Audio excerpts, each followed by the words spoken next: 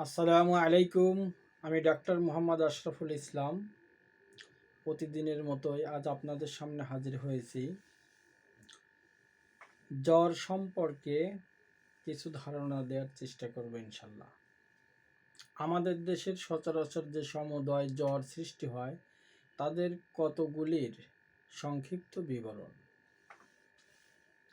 এক, জ্বর, continued fever.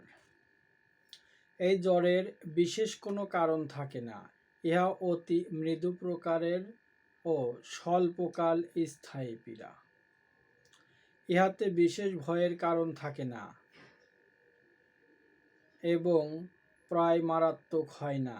ঠান্ডা লাগা, উত্তাপ, অপরিমিত পান, ভোজন অধিক, পরিশ্রম, মনের উদ্বেগ প্রভৃতি কারণেই প্রায় এই প্রকার জ্বর হইয়া থাকে এবং শিশুরাই ইহার দ্বারা অধিক আক্রান্ত হয়।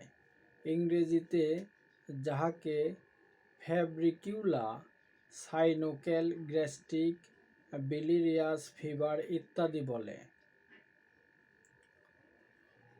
তাহারা সমস্তই উক্ত এক জ্বর শ্রেণীর অন্তর্ভুক্ত। এক জ্বরের লক্ষণ: শীত বা কাঁপ, সর্বাঙ্গে বেদনা, মাথা ব্যথা, বমি প্রভৃতি কতগুলি লক্ষণ সহ জ্বর প্রথমে উপস্থিত হয়। পরে হঠাৎ তাপের বৃদ্ধি, অত্যন্ত মাথা ব্যথা, প্রবল পিপাসা, ভ্রমণ ইচ্ছা, প্রবল ভ্রমণ, ক্ষুধামন্দা, অস্থিরতা, মৃদু প্রলাপ, চর্মের শুষ্কতা প্রভৃতি লক্ষণ হইতে প্রকাশিত হয়। নাড়ীর দূরত্ব পূর্ণ ও বেগবতী হয়। জিহ্বা ময়লাযুক্ত থাকে। তাপ 102 হইতে 104 ডিগ্রি পর্যন্ত ওঠে।